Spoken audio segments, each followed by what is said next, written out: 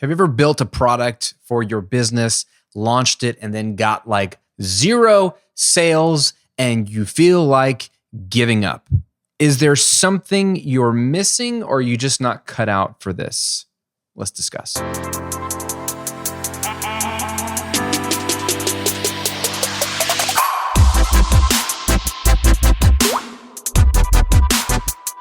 Welcome to episode 47 of the Cochrane Show, where I'm here to help you build your online business, work less, and live and give more.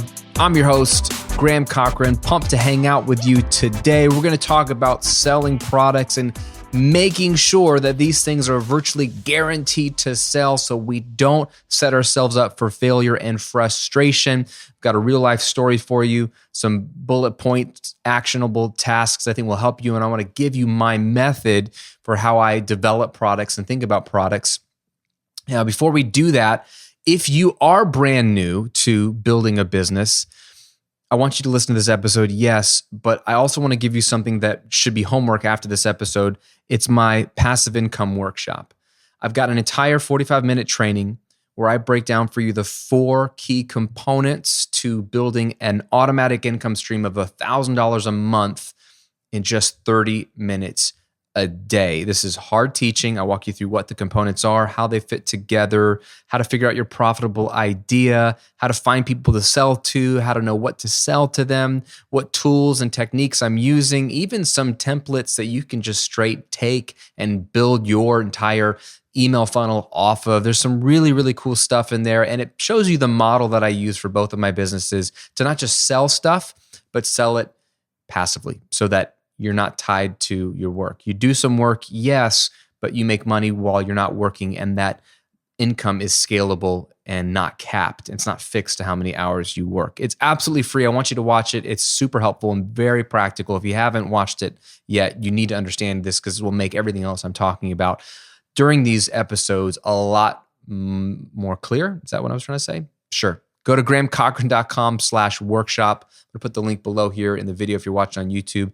If you're listening, just go to grahamcochrane.com/workshop, and then you can enter your email there and get access to this private training that I don't post anywhere else. I want you to have it, and I want you to watch it, and I want you to implement it, because that's when you're going to see results. Now, let's talk about products. Let's talk about making products that will sell. Because I think one of the worst things that can happen is you spend a lot of effort and time and energy and maybe money on building something. It doesn't sell. And you're like, now what? One of my students, Stephanie, she emailed me this. My product has still not even sold 1 unit. It sucks. It's been almost 2 months. She goes on to say she's posting on Instagram regularly. She's briefly advertised through Facebook with ads. I thought I would have at least 1 sale by now, but nothing. She asks about whether she should take her product down, launch it in a new format. She's starting back up on YouTube. She's brand new to this in terms of going online, and she's really frustrated. And That kind of stuff breaks my heart because I know what that feels like. I've launched stuff that hasn't sold or sold well at all, especially if you're brand new. If you haven't had a taste of that working, it's really discouraging to launch something for 2 months now and not even sell a single copy. And Stephanie knows what she's doing. She's really sharp. The question is, why didn't it sell for Stephanie? And there's a million reasons why. I know a little bit more about her background, or a little more context to what's going on in her world. The short answer is, in her case, and this is what I told her, is she was selling before she really had an audience.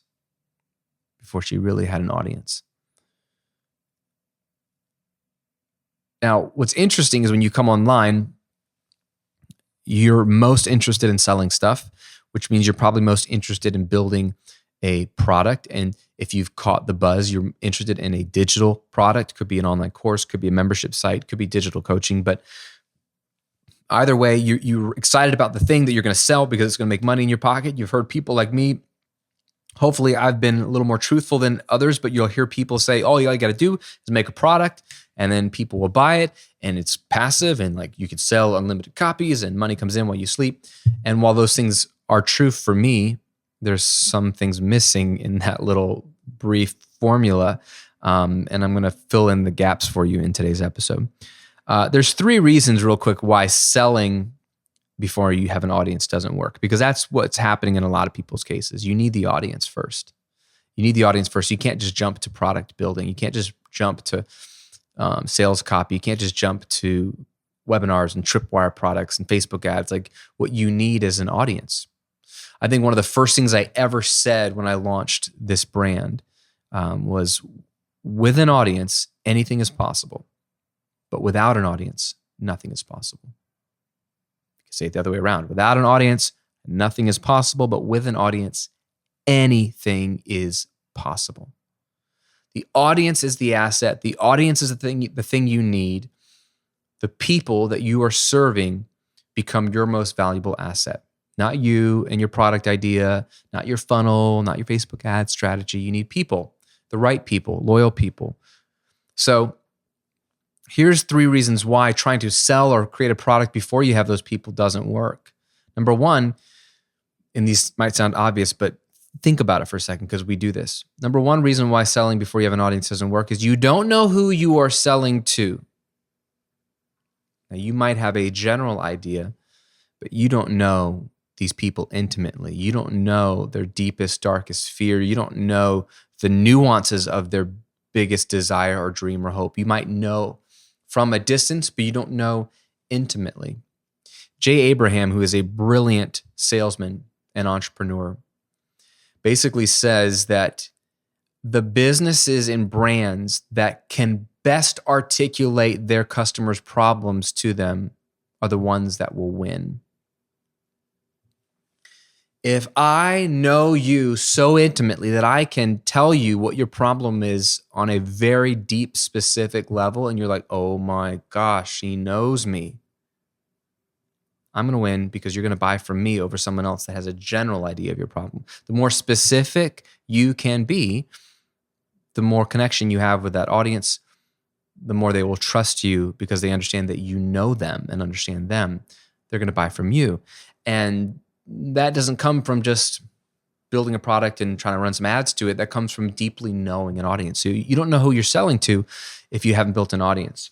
Number 2 reason why selling before you have an audience doesn't work is you don't know what they want most. So you don't know who they are truly, and you don't know what they want most. Again, at a glance, you might know what they want, but you don't know what they want most. We'll talk about this in depth as we go, but I've been figuring that out with this brand over the last 2 years. So I've been running the Recording Revolution for over 10 years. I know that audience very well. But with this brand, when I started, I had an idea, but over time, through audience building, I started to refine and crystallize, get a better picture of who my audience truly is, what they really want. Do they really just want to make $1 million? Do they really just want to make $100,000 a year? Do they really just want passive income? What is it they really want? I have found, in my case, a lot of my audience put a high value on family, both men and women. It's cool. I have more women following me on this brand than I do on the Recording Revolution, at least when I look at the stats, which is cool because there are some women in the music space that want to learn how to record music, and it's growing, but it's always small.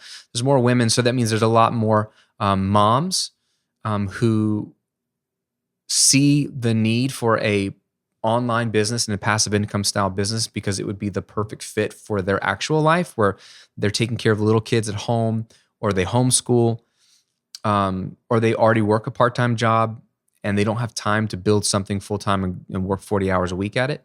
So I see a lot more moms than I do on the Recording Revolution side of things.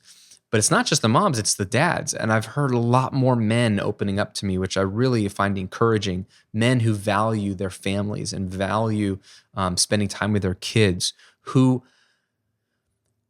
If they want money, what they really want more than the money or the success in their business is the opportunity to have a life that allows them to take their kids to school, pick them up from school, be home for dinner every night, have the weekends off without having to work, be able to take more vacation. It's not really about the money. It's about the flexibility to be with their family. Time is short, and family is the most important thing. So that's been pretty cool to see, that the longer I've known my audience, I'm realizing what they really want most is that life of freedom and flexibility that an online business can't afford them. Number 3, last reason why selling before you have an audience doesn't work is you don't have people to help you co-create your products. We'll get into that in a second. But the cool thing is, if you do this right, you don't create your products in isolation. You create them, in a sense, with your audience, which A, helps you take the pressure off, and B, helps you know that these products will probably sell because they were kind of secretly, covertly co-created by the people you're trying to sell them to. Okay? So step number 1, if you just want to have a blanket step to creating products that virtually are guaranteed to sell, is don't sell before you have an audience. It just, it's really hard. It's just like throwing darts in the dark. Like, you really don't know. Let's break down what I think is the best method for creating products that are virtually guaranteed to sell. I'm going to give you a few different steps here. Here's how I think about product creation. And when I'm talking about products, I'm specifically talking about online courses, membership sites, the things that I build and sell and have for over 10 years and teach you to do here on this channel. Step 1 is it starts with having conversations online. So jump in Facebook groups around your topic or niche. Jump in forums or Reddit and subreddits around your topic or niche. And interact with people. You can lurk for a bit, but also interact and see if your niche is active and if people care. If people care about what you're talking about. One clue that people care is if there are Facebook groups dedicated to that topic. That's a really good sign. But jump in those communities and see what people are talking about. If you're already living and breathing this stuff, you probably already know. For example, when I started the recording revolution, the topic is how to help musicians record music. So it's like home recording and all that kind of stuff. I knew that the niche was active and people cared because I was already in that niche as a consumer, as a hobbyist, well, as a professional also.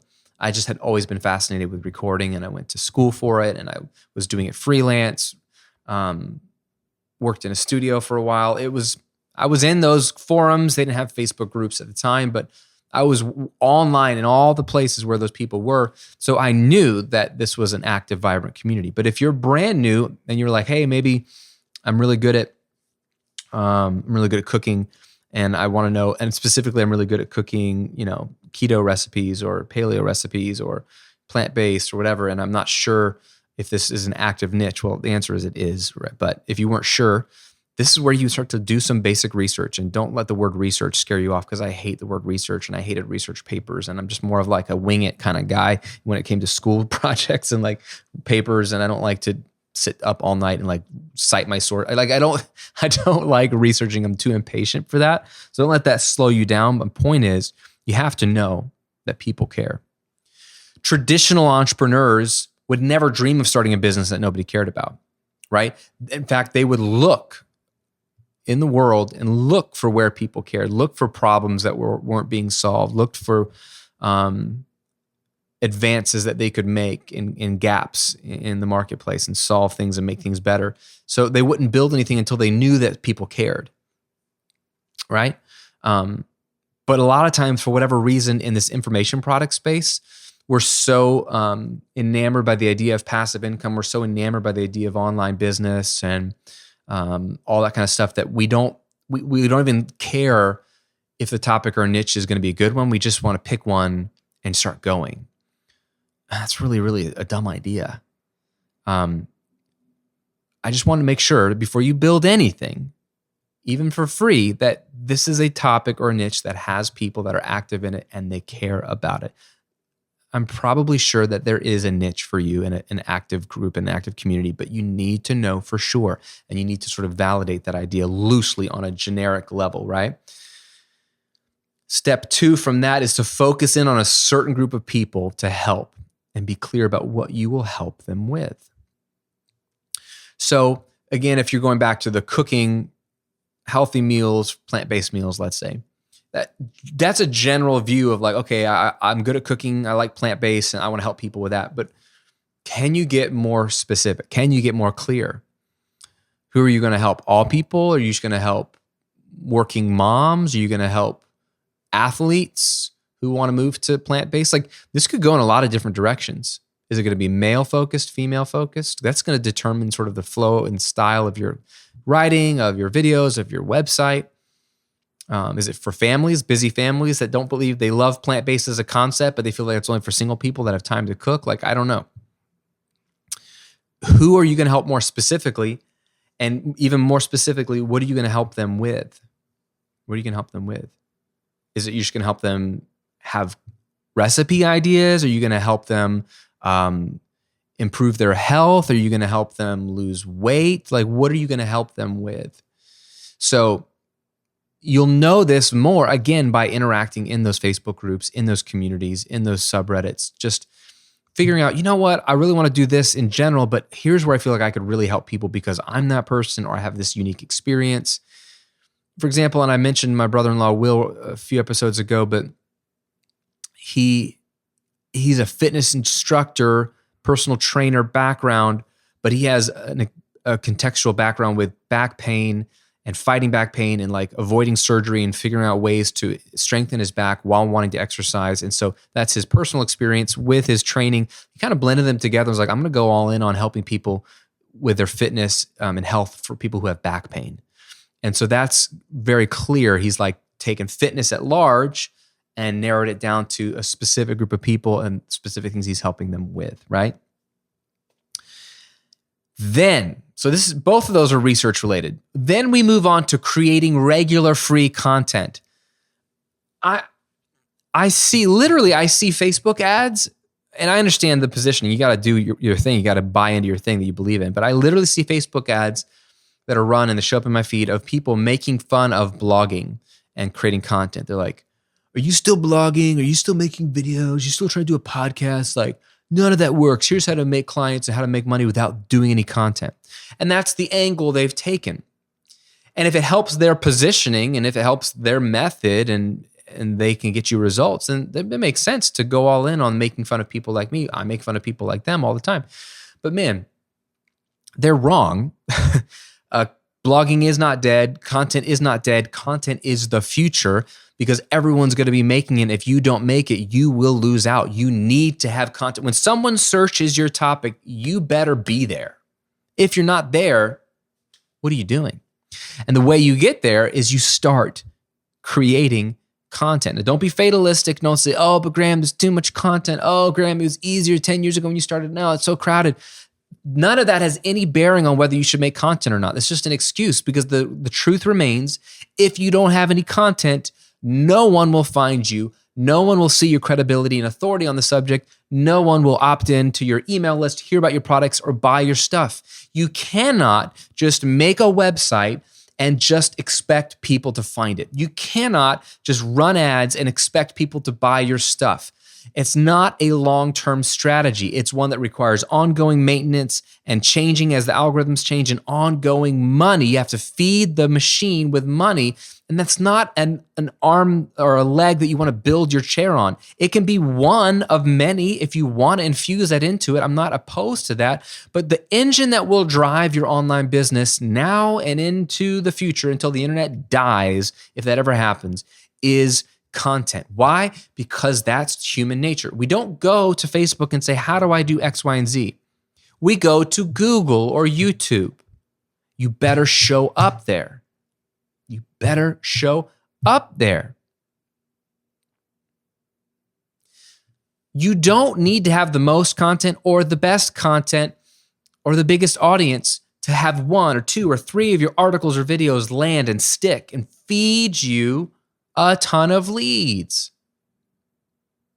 My brother-in-law, Will, since we were just talking about him, he's got one article or two that he wrote on fusions. If you've had a fusion on your discs, right? If you've gone through that surgery, He has a whole article on like how to start to work out and train in light of having a fusion. That one article accounts for a large percentage, I don't know what it is currently, of his web traffic. It just stuck. And he's got tons of great articles, tons of videos, but he gets a huge disproportionate chunk of traffic, which leads to email list subscribers, which leads to customers who buy his products through this fusion article or series of articles. Had he not done that article, he'd be missing out on a lot of traffic. You don't need all of your blog posts or all of your videos to stick. On this brand, I've got a video on LLCs and sole proprietors. Which one's better for your business? And I talk about the tax advantages of each and when it makes sense to have an LLC and an S Corp and all that kind of stuff. That's not a topic that I care a ton about. It is an important topic. It's a question I get a lot. That's why it was one of the videos in my list to make, and I made it. For whatever reason, the YouTube gods and people really wanting to know, that video gets suggested a ton when people type in LLCs or sole proprietors. That video sends me disproportionate traffic compared to a lot of other videos. Don't know why, it just does. But thank goodness I made that video and the few other ones that are sending me a lot of traffic, because without them, I wouldn't have a lot of traffic. I don't know, and you don't know which ones are really going to work and stick. That's why you got to make a lot. You have to commit to regular, free content. And you can't say, Graham, I've been blogging for 2 months. I said this last week. I've been blogging for 2 months. It's not working. That's not how it works, my friend. You have to be in it for the long haul. You have to play the game. 80-20 rule will tell us that 20% of what you put out is really going to stick and 80% is going to fall on deaf ears. If that's the case, then you got to put out a lot of content so that your 20% grows and grows and grows. You can't bank on all of your content doing well. It's not going to all do well. That's not the point. The point is to create a large body of work and hope that a small percentage of it sticks. All right, step 4, after you're creating regular free content, you need to begin building an audience and engaging with them regularly to refine your message and learn who they are and what they truly want. So this is where another place where people get stuck. Notice we haven't built a single product yet. That's very intentional. This is taking quite some time to get to the product building part, because most people do it backwards. They build a product without an audience in the dark, and they wonder why it doesn't sell. We don't ever start with the product. We start with the audience. But here's where another group of people get lost. They say, Graham, I researched, check. I figured out who I'm going to help specifically and what I'm going to help them with, check. I've started committing to creating regular free content, check. And I've been blogging for years. Nothing. Okay. If that's the case, I typically want to ask them, have you gone beyond just one-way conversation? Like, here's my video, here's my podcast, here's my article, blasting it out. It's not working, Graham. I'm not getting anything in return. Have you invited people in for a dialogue? Have you engaged the people that you are communicating with? Isn't the nature of the word to communicate that it's two-way?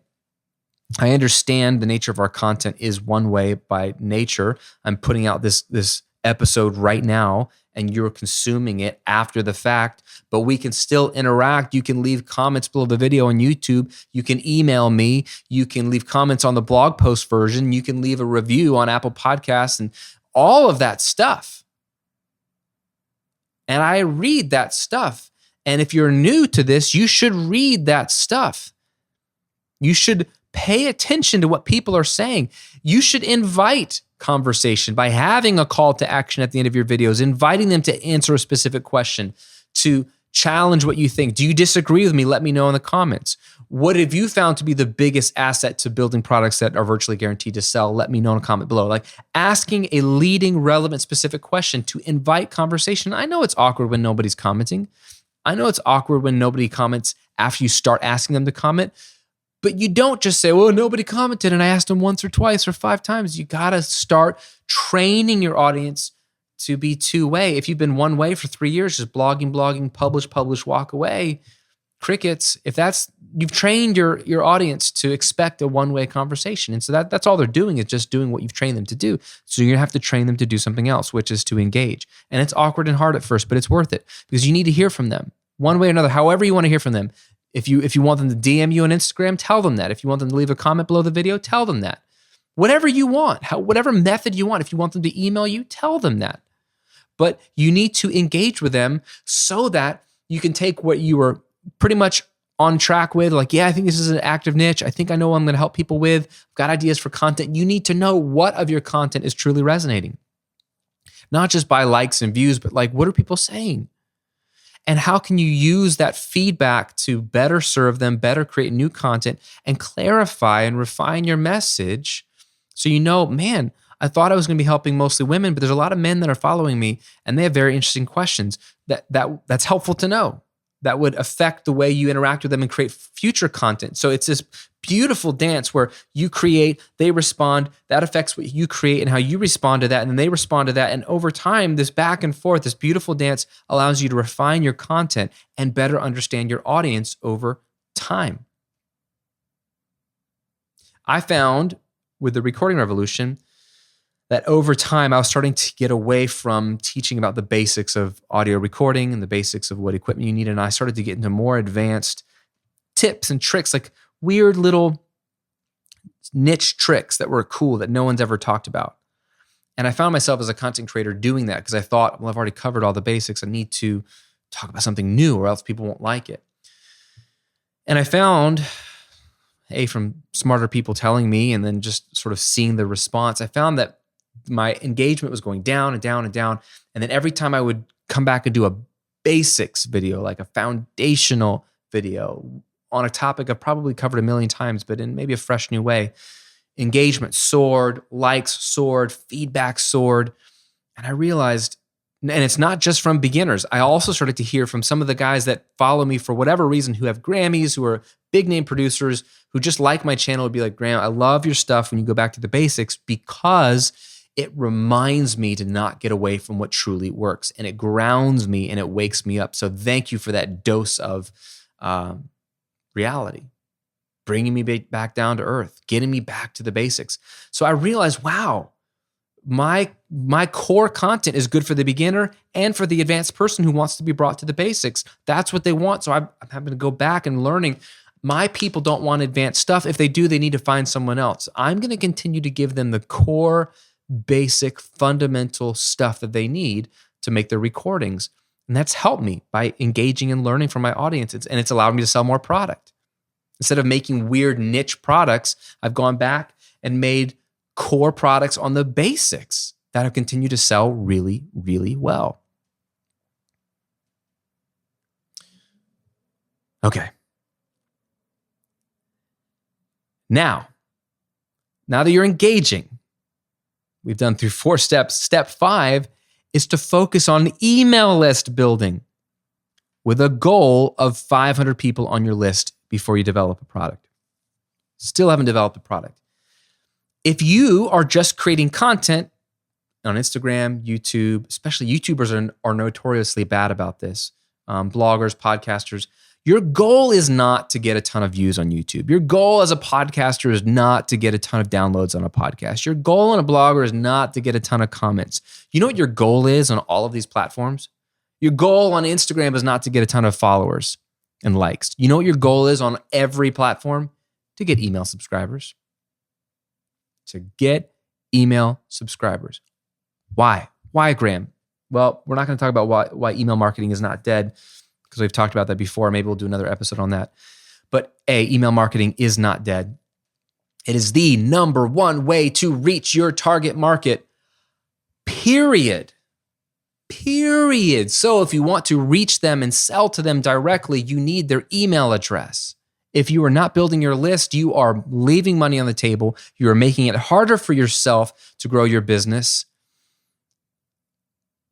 I don't know what else to tell you. So the goal of your content for you, beyond building an audience and engaging and refining, is to initially get them onto your email list.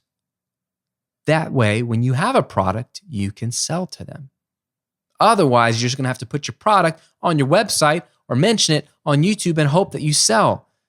Does not work that well. You might sell some, but you will sell a lot more through email marketing. Trust me. So I want you to focus on email list building. Go back and crush any of my content where I talk about lead magnets. Watch the passive income workshop.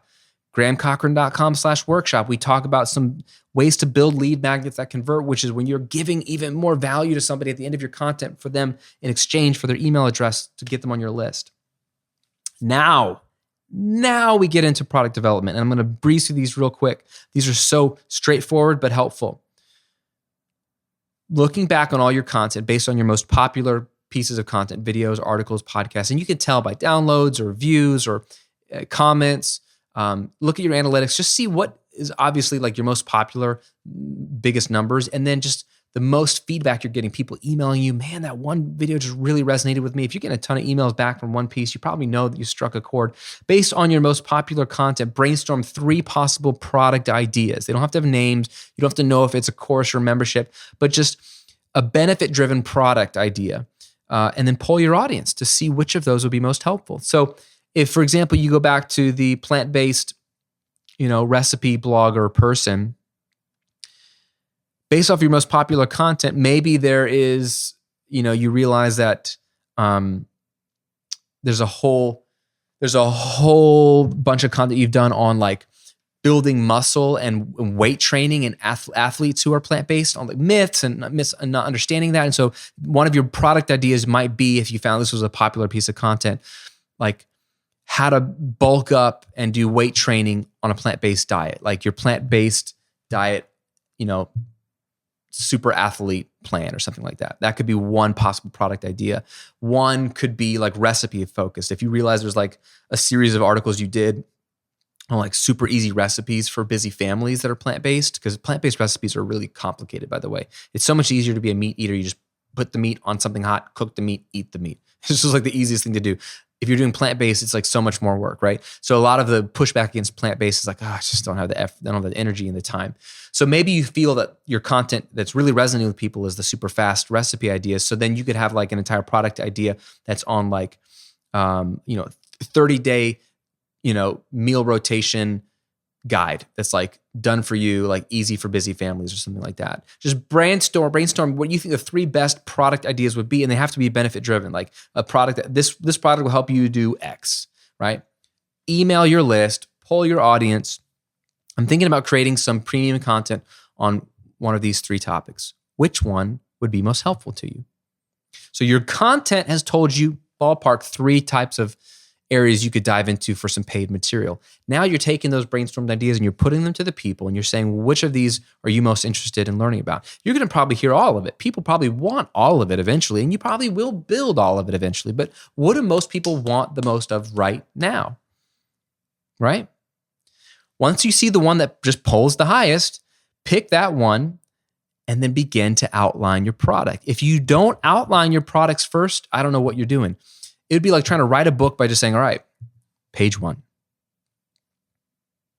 Which is kind of how I feel like the last Star Wars trilogy was written. No outline. Let's just start with this and see where it goes. Anyway, I digress. That makes no sense. A good book, a good story has a beginning, a middle, and an end, and the author needs to know where it's going to go and what twists and turns it's going to take. Now, some of the details aren't fully developed, but they know I'm going to start here. This is going to be the key character, and here's the arc. Here's going to be the biggest challenge. Here's going to be some of the ups and downs, and we're going to end here. We're going to end here because this will be a strong ending. And so they outline those things. If I'm going to write a business book teaching you how to do a certain number of things, I'm going to outline what I want to cover. So I know that I'm covering everything in a way that's orderly and makes sense, and in a way that's digestible. And so I want to at least say, okay, I'm going to cover this. Oh, this should probably come before this. I should make sure I cover this in depth before I talk about it here. An outline is critical. So you're taking the winning idea, you're outlining it, and I'll give you a little bonus tip, by the way. Give your outline chapters, treat it like a book with chapters. These could be video modules or whatever. Give them really incredible names. Like make up names that just are so juicy, like that you don't even think you can deliver them. They're like that good, right? Start with a really killer name because that will fire you up and it makes for good copy and it forces you to develop a better product. So it's not boring. You just make really, really good outline. Then, as you're outlining your product, you still don't build it. You poll your audience again about the topic. You're like, hey, I'm building some premium content on X. Maybe it's the weight training as a plant-based diet. We're going to cover boom, boom, boom. It's going to be awesome. So you're telling these people something's coming and it's going to cover these cool things. But I want to know, what is your number one challenge or pain point right now related to X, related to weight training and being on plant-based diet? What is your number one challenge or pain point surrounding that? And, or what's your number one desired result? You don't say it like that, but what's the dream for you when it comes to weightlifting, bulking up on a plant-based diet? Like what would be the number one thing you would want out of it? Is it you want to build a certain amount of muscle? Is it you want to be able to achieve something in the gym? Is it you want to be like, what is it? Like, so you're telling your people what you're going to be giving them loosely, and then you're trying to ask them, of all the stuff we could cover here, what's the number one pain point and the number one dream or desired result? That's going to help you refine the outline even more and make sure that your outline is like matching up with what they're saying. Because again, you made the outline in the dark based off of a topic they want, but the outline was in the dark. This is going to make sure that you cover that or position your content in such a way that it's going to address their biggest challenge and get them to their most desired result.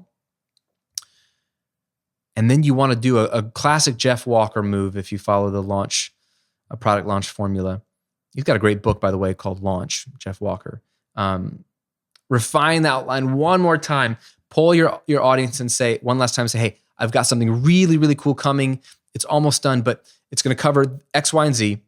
If there's one thing, I just want to make sure it's super good. I want to make sure it's what you want. If there's one thing that this product or this content should cover, must cover for you to satisfy you, what would it be? Reply back to this email. What's one thing is this? If I'm going to do a whole training on X, what's one thing for sure I must cover? Now, what this is going to do is going to see what's top of mind for these people when you're throwing them a bone of like, hey, we're going to cover easy recipes for a busy family on a plant-based diet. What's the one thing I for sure got to cover? They might all say things that you're already covering, then that's good. That's validating your idea. And if it is, but you thought that was a sub thing that's not that important, but you do cover it, it might make you want to cover it in more depth or mention it more in the sales copy because you know it's hot on their minds. Or this gives you an opportunity to learn if there's something you've missed.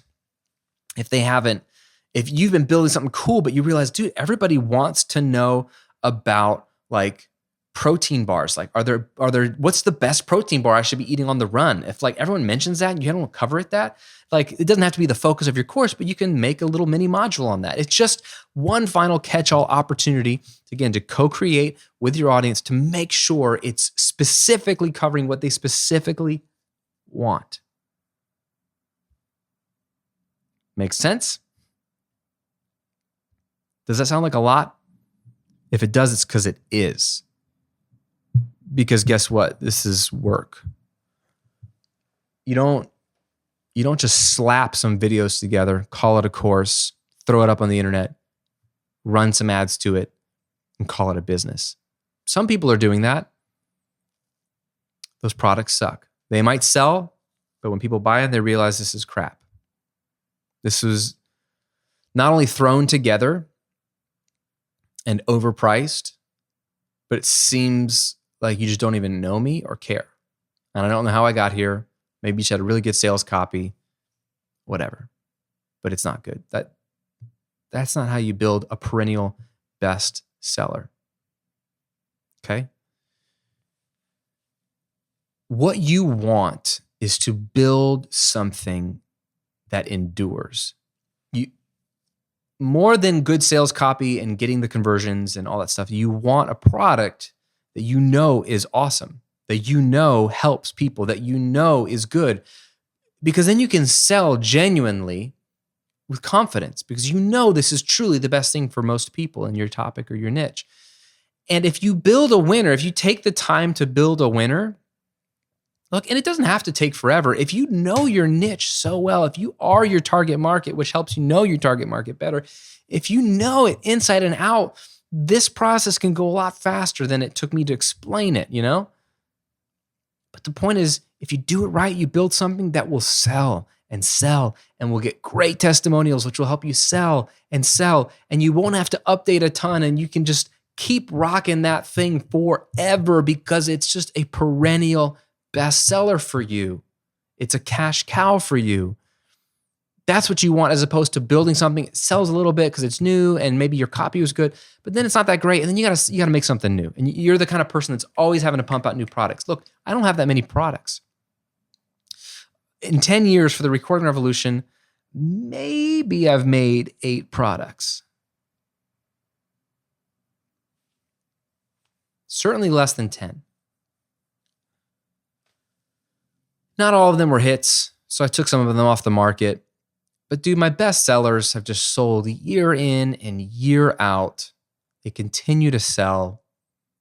Why? Because they're good. And the ones that aren't good, I take off. Because you know what? I just struck and I missed. You don't always knock it out of the park.